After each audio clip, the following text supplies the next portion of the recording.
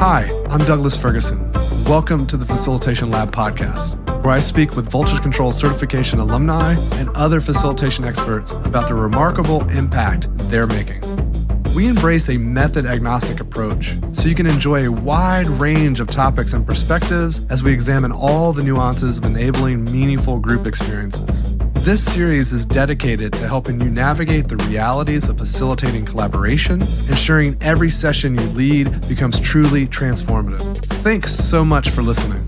If you'd like to join us for a live session sometime, you can join our Facilitation Lab community. It's an ideal space to apply what you learn in the podcast in real time with peers. Sign up today at voltagecontrol.com/facilitation-lab. And if you'd like to learn more about our 12-week facilitation certification program, you can read about it at voltagecontrol.com. Today, I'm with Lipika Grover at Grover Consulting, where she is an executive coach and facilitator. Welcome to the show, Lipi. Thank you for having me, Douglas. Yeah, it's great to be chatting here today. I always love chatting with our alumni. As usual, let's hear a little bit about how you got your start in facilitation. Was there a moment, or does a story come to mind how you started to just get curious about facilitation? Yeah, it's a good question. Something I reflect on often is I started out my career back at Accenture in the strategy consulting team. And when I first started in consulting, I got put on a pretty high profile client. It was a big tech client in the Bay Area. And I was an analyst at the time, really in the room to support the partners and the senior managers that were there. And I got to witness some incredible facilitation in action, where I was just awestruck. I was sitting in the back of the room taking notes on my laptop and watching this magic come together. And in that time, I really saw how the act of bringing people together intentionally, setting clear agendas, making sure you're sticking to, certain things like having parking lots and having clear, structured questions throughout that time you're together, really active engagement throughout the room, all of those different pieces and seeing it all come to life and leaving with clear action items of how the business was going to move forward was very eye-opening for me. And that was kind of the introduction for me of how I saw facilitation in action. And then, of course, as I grew in my career as a consultant, I got a chance to facilitate sessions of my own and really leaned into more of the creative side of facilitation when it comes to innovation and design thinking, getting to learn some of those practices from experts at companies like Accenture. And that was kind of the start of that career. And after that, I got a chance to get my MBA at Berkeley, where I really, again, kind of leaned into that interpersonal development side of facilitation. And I got to learn from incredible professors, such as Mike Katz and some other folks there that really got a chance to see, again, how you can build deep connections with people through beautiful facilitation. And as I guess this is kind of a theme in my career is when I see people that are doing things that I feel passionate about, or I feel like, this is something I want to learn from, I kind of start to follow that path a little bit. And I try to figure out, okay, how can I do that? And I feel the same way about how I got into coaching in terms of, I got very powerful coaching and I was like, how can I do that and build safe spaces for others in that same way?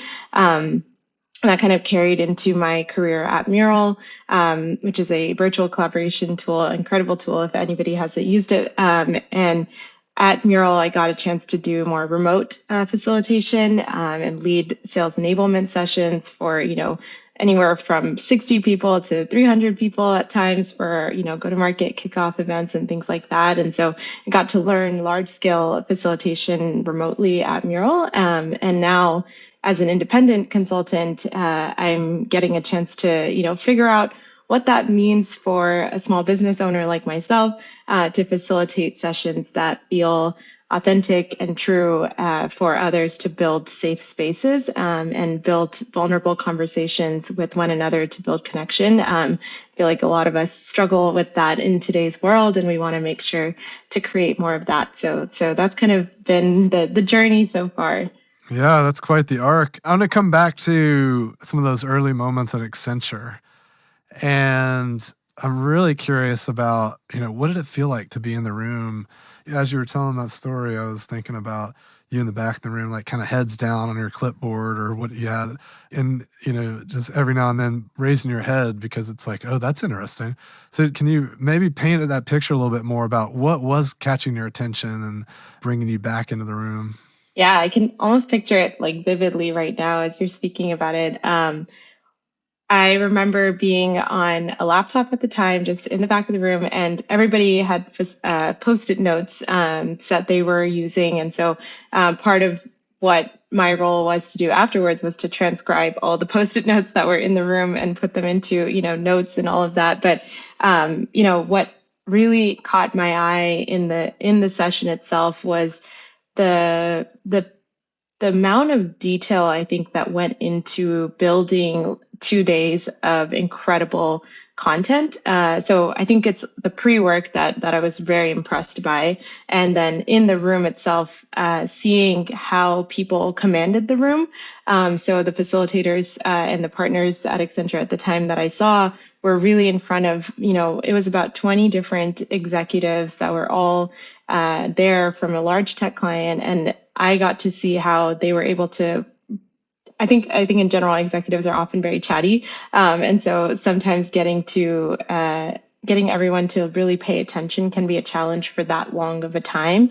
But really getting to see how the partners developed that safe space and that space for people to raise their hand, build ground rules, figure out how to create small group conversations as well as large group conversations was really something that I admired about the session. Yeah.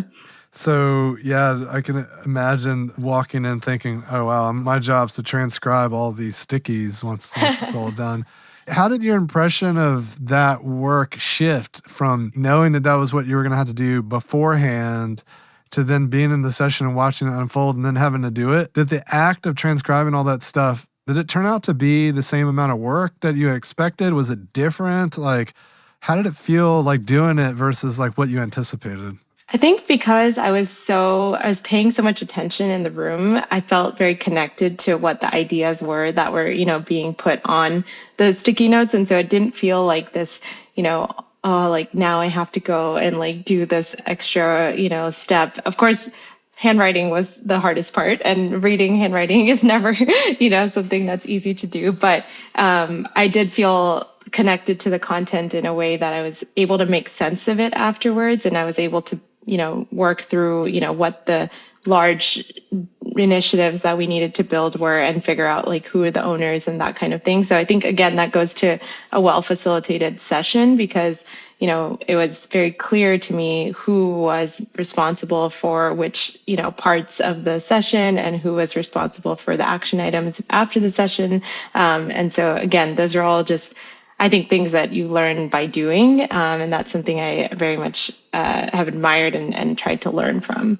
Yeah, it kind of comes back to the planning piece and the prep you were talking about earlier, because if we plan well and we have an eye toward the outputs we want to generate and the outcomes we're driving to, we can collect the data in a way that's conducive to that transcription. So I'm kind of curious, did it play out that way where it's like it was less work than you maybe imagined because it was structured so that, the things that were generated in a way that was easier to maybe map into whatever you were transcribing? Yeah, I would say so. I think it was easier than I expected. And the part that was, and of course, this is many years ago, so maybe back then it felt like a lot more work.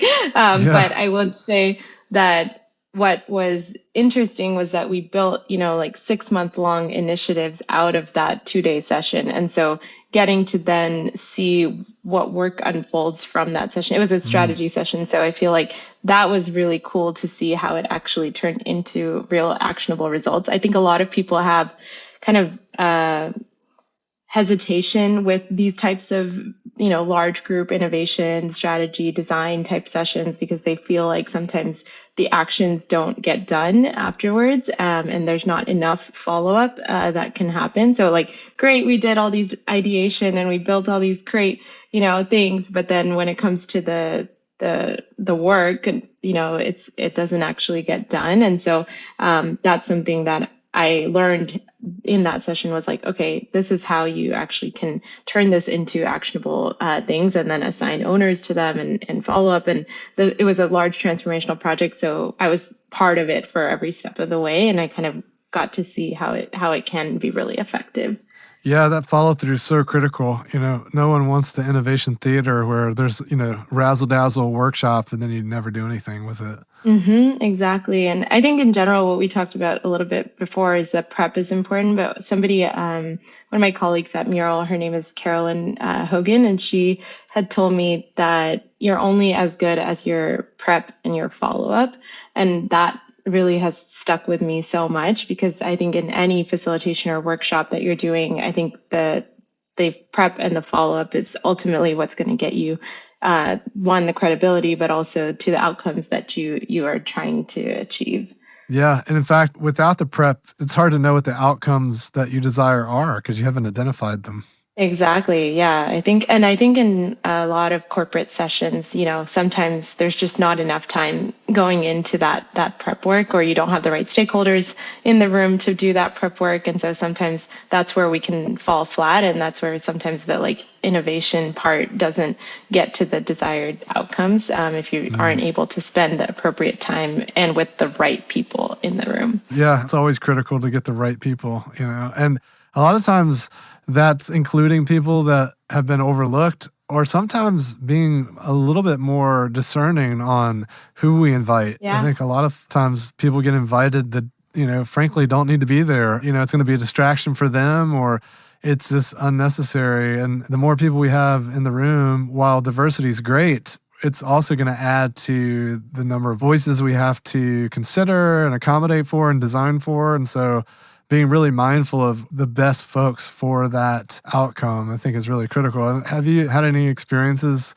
having to think critically about who's perfect for the engagement? Yeah, absolutely. I think oftentimes it's, we know who we need in the room, and then there's the people that we want in the room, and then there's people that are going to maybe create noise in the room that are not actually going to add as much time. And so I think that tends to be true, and it's hard to be discerning with that. But I think purposeful inclusion or exclusion is critical to ensuring for a successful session. Yeah.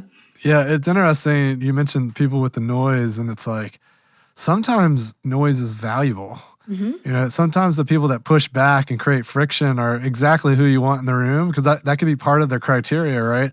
But certainly folks that are pure noise, they don't have context, or it doesn't really pertain to them, but we just like them, so we invited them or whatever. Yeah, or sometimes I think people point out problems without solutions, and that can be, sometimes distracting because it's, you're not getting to a specific point. But yeah, I do think it's important to have people push back on your ideas. You don't just want to call people that like you and that like your ideas, because that's not going to get you to the mass outcome that you're trying to achieve either. Nice. Yeah. One thing I wanted to come back to is you mentioned executives being really chatty. And I thought for the listener, we might just spend a moment maybe expanding on what you meant there and ways of facilitating or using facilitation to work with that. Yeah, absolutely. I think, and of course, that's very much a generalization, but I think oftentimes, not just executives, honestly, this goes for almost anybody, but sometimes you think by speaking, I will get my point across and I will, be able to share my opinion, but it may not even add to what we're trying to discuss in that moment. And especially when you're in really large groups, you need to be extremely focused on who is speaking and at what time and for how long you're speaking. And so in terms of ways to combat that, I think there are several different techniques that I've used in the past. One of them I think mostly remotely, this can be very helpful, but having some sort of timer when you're having people share out ideas, like let's say you're going through a certain session and then you want people to, or you do little breakouts and then you want people to come back and share their ideas. Oftentimes that can go on for like 5 minutes per pair, but or group. But in reality, in order for the facilitator to stay on time, we need to be able to, cap that to a certain amount. So it depends, depending on the conversation. I tend to use the timer feature, and I think when you set that ground rule up front, people are more able to see the value of it, and they're less likely to go over the time because they can respect that we're all trying to stick to a certain schedule and we have other things that we want to achieve. So that's one tip that I would share. And then another one would be to use a tool, some sort of tool, any sort of virtual kind of whiteboarding type of tool to get people to share their ideas asynchronously during the meeting first. So even like we can use the timer again, but we can say like, let's say I have a question that I want to put out to the group. Instead of having every person go around the room and share like, okay, this is what I think, this is what I think, having a timer on and then having people put their post-it notes or ideas into a whiteboard at the same exact time. And then as a facilitator, I can go and call on specific people based on the idea that they're sharing. We can cluster, we can group the ideas, and then have people expand on them based on, what they have to share. And so that can be really, really helpful when you're trying to, collect everybody's ideas, but not have everyone speak at the same time. Yeah, all of that I would categorize as limiting dialogue. And I think that's an aha moment for a lot of folks that haven't been exposed to facilitation much, because when you think about facilitation, when you think about good meetings, I think it's customarily, it conjures up this idea of a lot of dialogue. And yet some of the more powerful facilitation tools actually limit the dialogue. We don't remove it, we just limit it. Right. So to your point, time boxing, so that like, let's keep it in this frame, or even activities that might allow the dialogue to take a certain shape or a certain form that then helps focus it, but ultimately constrain it. Because to your point, all the voices in the room all the time fighting for that oxygen, it's not an effective strategy. Yeah, and I'd add one thing. You mentioned like dialogue is really critical, or that's what people think of when they think of effective workshop. I think it's dialogue, but it's also participation. I think people just want to feel like they are present in the room. And I think with these types of asynchronous things, people still are required to be present the whole time, because, almost more so than when somebody is talking, because it's sometimes easy to tune out when, you're in the room and one person is talking on a monologue for a long time. And so by asking everybody to either journal, this could also be in person, right, where they have to journal on their own paper based on a specific prompt question that we're asking the whole group. And then we, ask certain people to share and certain people to add on to their ideas. I think that being present is actually the way that people feel like they attended a very impactful workshop, like if they feel like they were fully there. Yeah, that's fascinating. This idea of presence and walking out feeling like they were there versus something they just checked the box on, attended and split, right? Yeah. What are some of your go-to mechanisms for driving engagement? I would say always starting with something that's maybe fun / related to the current environment that we are all going through, like some sort of icebreaker that is not, I don't really love the word icebreaker, but just something that starts with at a neutral, but also shared ground, where people can all feel like they're tied to whatever that question might be. And there's a whole host of different types of, icebreakers that, of course, you all, share on your website, as well as, so many other types of icebreakers out there on the internet. But I think one thing I would say is, starting somewhere neutral and then building into like having a really strong session design to make sure that you're always having people engaged in a certain activity, whether that is something that they're doing independently, whether that's something that they're doing in a breakout group, whether that's something that they're doing in a whole group. I think making sure there's not like a lot of dead time in there, to like, especially timing your breaks, appropriately, making sure that you're creating a space where you're always giving them something that they should be working on or doing, and like very focused time for those things. It's kind of like when you do, let's say you want to do deep work on your own, you want to put on like a timer for like 30 minutes or 40 minutes, and you probably get your most work done in that time during the day because you have a set timer for it. It's kind of what you said earlier about being constrained. And so setting those constraints, throughout the session. And then I think a skilled facilitator will ensure that there are breaks built in, and making sure that they are also having time to share their voice, and that can be in breakouts so that it doesn't feel like it's overpowering all of the time. So I do use breakouts quite a bit for engagement, because I think having deeper, smaller conversations can be really helpful, and then coming back and sharing with the broader group is something that I find to be really impactful there.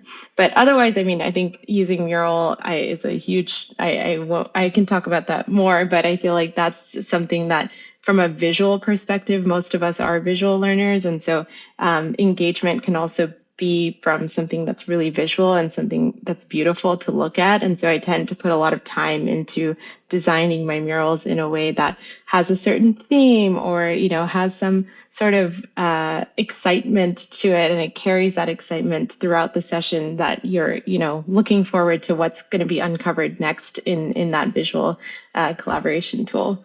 I was going to ask about that, building on the engagement piece, because, a lot of times people ask about cameras being on as their signal that there's engagement. And then their solution to driving that is just requiring cameras on. Yet, I think you talked about giving people tasks, using breakouts, like making things visual as ways of driving engagement. Like, what are your thoughts on this whole video on, video off versus some of the techniques you talked about, which are more making things hands-on and tangible, and like, giving people tasks? Yeah, I think it really depends on the size of the group in terms of the video on or off. I do think for small group sessions, it's very helpful to have videos on. If everybody has their video off and like one or two people have it on, it becomes a very, I think, a little bit strange dynamic for the group. But if everybody decides to be videos off, that's fine too. And I think you can have a pretty engaging session that way. But if like most people are having their videos on, then I think it's nice to ask for people to turn their cameras on. Of course, if it's like a very, very long, session, and people need to step away for a few minutes and, eat or, do something and turn their cameras off. As a facilitator, I usually just say, hey, like, if you need to, just message me so that I know you're here. And that way it's not like, you're disappearing and I'm calling on you, and I'm in a awkward position now where it looks like you're not paying attention, and now everybody else thinks they have the permission to not pay attention either, Right, yeah. And so I do think that I just ask for communication if you're going to turn your camera off. But in terms of I wouldn't compare the techniques like, oh, it's this or that, but I do think that having some sort of visual type of tool can really build that engagement further, because it can create another, almost like a third space for people to go and create connection. Yeah, it's funny you mentioned calling on someone when they're not there, and it reminds me of the importance of signals. Like, how are we collecting signals on how people are participating? And the visual tools provide another mechanism for that, right? There's a notion of presence. Are they in the tool or not? Am I seeing outputs from them? So video on is not the only signal. And I think that's the trick, right? So many people rely on that as the only signal and the only thing they're trying to change. And I think there's a lot of depth. To your point, you're sharing a lot of stuff there. I want to pivot to talk a little bit about your time at Mural, and then We probably have a little time to talk about the future and what's next as well. But you mentioned doing sales enablement. And I imagine some listeners might hear that and go, facilitation and sales enablement, what does that look like?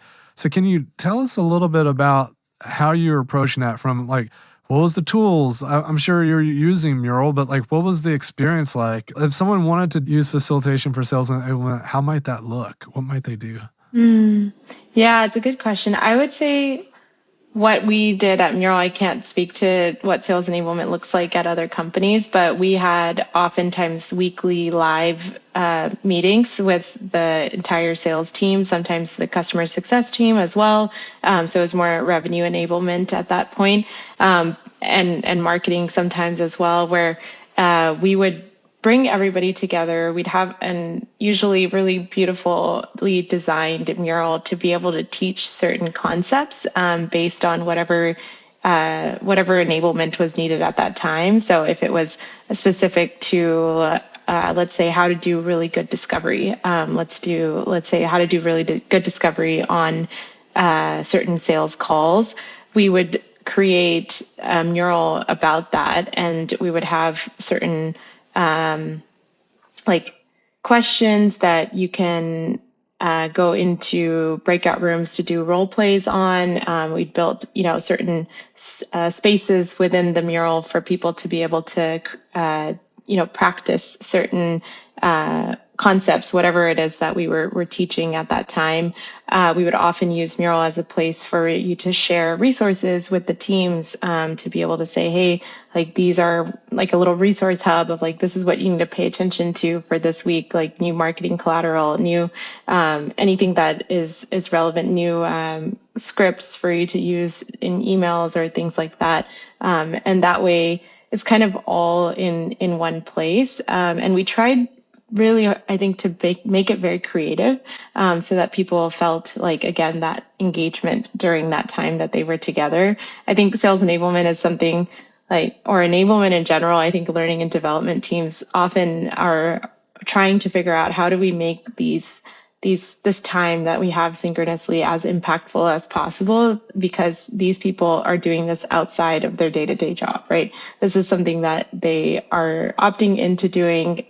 Sometimes it's a required thing, but most of the time it's to level up their own skill set, right? And so making that synchronous time very impactful is like the biggest thing that was on our minds, is like, how can we make sure that people get a lot out of this time together, because it's a lot to ask them to do. And so we would think of different creative ways to use Mural or breakout rooms or other sort of engagement strategies to make the most of that time together, and have people be present.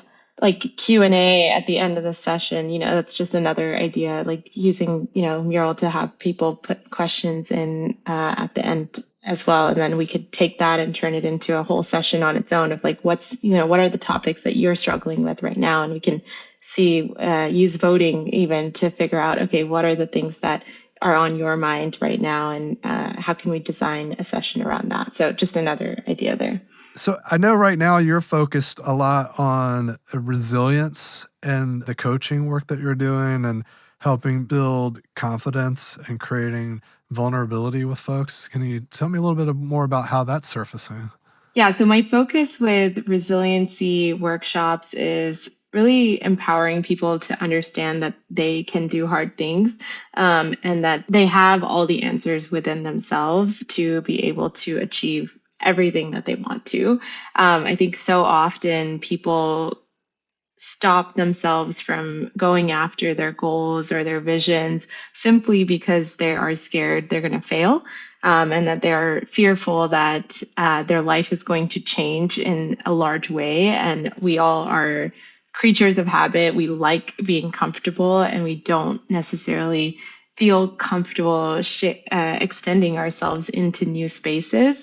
But as a coach and as a facilitator, a lot of what I do is ask people questions to help them to get to a place where they're able to say, actually, yeah, like I want that. And it's all coming from themselves, right? I don't know the answers as a coach of what they want to do. My job is purely to create that space, that vulnerable space for people to be able to talk through what their visions are, what their goals are, and uh, get them to believe in themselves and believe that they can do anything that they really set their minds to. So that's the focus right now of a lot of the work that I'm doing, and I do this in one-on-one sessions as well as in group sessions, and so I'm excited to see how that unfolds. And so the group work, how does that play out? Is this a team that you're working with of folks that are working together, or is it more like a public cohort where there's a number of individuals that you're helping just kind of support each other in this moment? It's a great question. I'm actually launching my first cohort next year, so early next year, where we will be creating, it's more of a public space where people can join, and they'll be surrounded with others that also have big dreams for themselves and they have a growth mindset, and they are just needing maybe a little bit more support and accountability from others around them to get them to where they want to go. And I piloted it already with, I did a resiliency workshop earlier this year in a group setting that went really well, and people really got a sense of feeling like they found that light within themselves. That was the name of the workshop, was the light within. I think a lot of times we think, hey, after I do this, there's light at the end of the tunnel, right? We use that phrase all the time, the light at the end of the tunnel. But my whole premise is that we have light within ourselves at all times. And so I just want people to be able to tap into that, especially when they're going through maybe a change or a transition or some sort of, new thing in their life. And so that's kind of the premise of what the workshops are going to be next year. Nice. And most of the folks you're working with individually are also in this moment of transition as well? Yeah, it's mostly people who are either going through a career transition, a relationship transition, sometimes move, all at the same time. There can be so many things that are most of the time, we're all going through multiple changes at all times in our lives. And so that's the type of, and I wouldn't even say it's always like a very tangible change like that. It sometimes is truly like hey, I want to step into a better version of myself, or I want to step into a new goal that I've been wanting to achieve, and I just need the mindset to be able to achieve that goal. And so a lot of work is like, how do I get you from point A to point B? For example, if somebody's like, hey, I really want to go to get my MBA, but I'm working and I just don't know how to make that leap. Making that mindset shift is part of the work that we do, is just like getting them to understand that they're capable of doing it, right? And that they are going to be able to achieve success in that. Yeah. How often do you work with folks that know that something's missing? Like they're not feeling fulfilled, but they haven't been able to pinpoint what it is yet? Very often. I think a lot of times people feel like, especially in careers, I think a lot of times it's like, hey, I'm in this job. I've been in this job for a long time.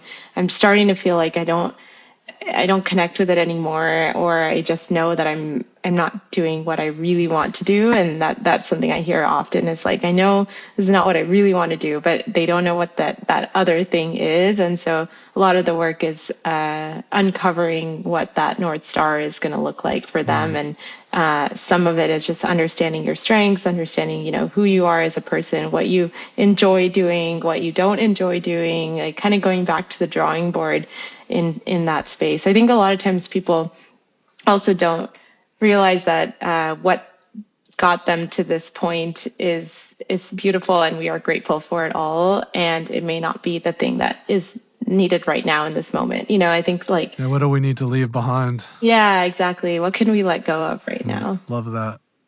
Awesome. Yeah. Well, when you think about this work, the resiliency workshops, the coaching, all this great work you're doing, where do you think it leads to? Like, what's this bright future? What is this North Star that of your own? Just like you've been uncovering for others, what is this North Star for you, as far as when you really peer out a ways? Yeah, I Honestly, it's a great question, and it's something that I've been designing for myself as I've started this path myself. And it's not something that I think I've also learned to surrender a little bit. And part of the North Star work is also, following the leads, if that makes sense. And Hmm. so sometimes it's like pulling on different threads to see where we go. And we don't always have to have this like big reveal answer of like what is coming up next. And so while I would love to say, I have this like, 10-year plan and like this is what I want to do with it, I think the reality is I'm following the energy and I'm following what is bringing me joy. And I'm following that path and we will see where it leads. I think that's to be discovered. Nice. Well, let's check in the future and see where it went. I love that. Absolutely, yeah. One thing I can say is that the work is very impactful and the work is very. It doesn't feel like work in some ways because it just feels like you're creating a large impact on maybe a smaller number of people, and that can be really fulfilling in some ways. And so I just want to keep doing it. Yeah, I love that. And I feel that this passion driven existence is very prevalent and common in the world of facilitation because it's the type of career that people find through passion, and it's something that people get excited about, right? Some careers people like get into because they're good at it, and it's like, I'm going to be an accountant to make a living and get paid, or I'm really fascinated by models for what, discovering whatever, but there's not this like excitement and passion about it like some other fields. And I think facilitation Yeah. is one of those things that's like, I rarely meet someone that's like doing it just because it's like pays the bills or whatever. It's like a passion driven field. Yeah. Yeah. I think so too. And I'm curious if you don't mind sharing too, like when you started voltage control, how did you feel in terms of Mm. like what was your North Star? Did you have the North Star where you are today, or is it something that's evolved and changed over time? It's funny. I have multiple threads. I think you talking about pulling on the threads kind of resonates a bit. I always refer to myself as a change junkie because I'm just obsessed with change and I'm always invite change. I'm always curious about what's around the corner. I did have a vision early on that was very anchored in facilitation and group process and helping people. I did not necessarily have this vision of being a certifying entity. And I did tell myself, though, that if we ever went down that path, I wanted to take it really seriously, that certificates wouldn't be a thing we would just hand out as like something you would get for attending a workshop. That I wanted to make sure that if we Hmm. did that, we were really serious about it. It really meant something. It was pass fail. Like you really had to do the work to receive it so it'd be meaningful to people. To me, it's about staying true to my values and what's important to me, and then finding that, just following that, to your point, following that path, but being true to those values. Yeah, it's something that I would say I've seen over time is that the dots always connect later. Yeah. And this is true throughout my whole career. Is like even you asking like, how did you get into facilitation? It's like I wouldn't have said back when I was at Accenture that I was going to go into facilitation or coaching as a career, right? But the dots kind of always Mm-hmm. connect later in terms of how you see the threads that we got excited by or that like brought us joy along the way. And I think that's one thing that if I could leave with is just that everybody, I think life is long. I think a lot of times we think like life is short, which is true in a lot of ways, and that we should be present when we are with our loved ones or with ourselves. And I think that's very true. But a lot of times we put a lot of pressure on ourselves to do everything right now, and like get it all done. And, we have to achieve all of this, achieve. But in reality, life is long and it's almost better if we focus on one thing at a time sometimes and just like see where it leads because it'll unfold later. Yeah. It'll all make sense later. Love that. And always ask my guests to leave our listeners with a final thought. You kind of given us one there. Anything else you want to share? I think one thing is just trust your intuition. I think a lot of times we don't give ourselves enough credit that we know what we want and we know what we want out of life. And so I would just say, trust your intuition. And sometimes you have to quiet everything else down in order to really pay attention to what it is that your head, your heart, your gut is all telling you to do. And so just silence the rest of the world for a moment and figure out, okay, ask yourself, like, what is it that I really want? And that can help guide some pretty big decisions, or at least it has in my life. And whenever I have listened to that intuition, it has turned out in a better way than I think it would have if I just listened to my head or just chased after, some sort of credible thing. Or, I think there's so many other things that we chase in this world, but if we quiet everything down and just listen to our intuition, we're able to follow a different path. And that path is not written. Yeah. Yeah, I love that. And the thing I would add, because I love that so much, is I'll just say that, sometimes you can't hear the intuition. And I love this idea that you say here, that to quiet everything down so you can tune into it. And so if you're like me, where you hear your intuition quite often, then the moments where you can't can be frustrating. Yeah. Because it's like, I don't know what to do right now. And the thing I've learned through the years is when I find those moments, don't spiral into the moment. Just sit back and say, it's okay. It will speak soon. Just be in this quiet time. Let your subconscious chew on whatever it needs to chew on, because it'll speak to you soon enough. And so I think both is true, right? Like quieting down the noise. But if everything's really quiet, being okay with that quiet and just like saying, just knowing that when the time's right, it'll let you know. Yeah, exactly. I think, to be honest, like, you asked me that question about North Star, and it's like sometimes it can be frustrating to not have the answer, right? Where you're like, oh, I wish I could give you a real answer there. But I think to your point, like, I think the answer will come as I keep doing it. And I think action is progress, right? Progress is motivation. And so if you keep putting one step in front of the other, you're so much more able to actually see where it unfolds. Love that. Excellent. Well, it's been such a great honor and pleasure to chat today, Lipi. I really appreciate you joining me. Yeah, likewise. I appreciate the time, and I appreciate getting to be on this podcast. And to all of the listeners, just keep doing what you do, and put one foot in front of the other. I feel like that is my big takeaway from today. So yeah, I appreciate being on the podcast with you, Douglas. Thanks for joining me for another episode of the Facilitation Lab podcast. If you enjoyed the episode, please leave us a review and be sure to subscribe and receive updates when new episodes are released. We love listener tales and invite you to share your facilitation stories. Send them to us on LinkedIn or via email. If you want to know more, head over to our blog, where I post weekly articles and resources about facilitation, team dynamics, and collaboration. voltagecontrol.com.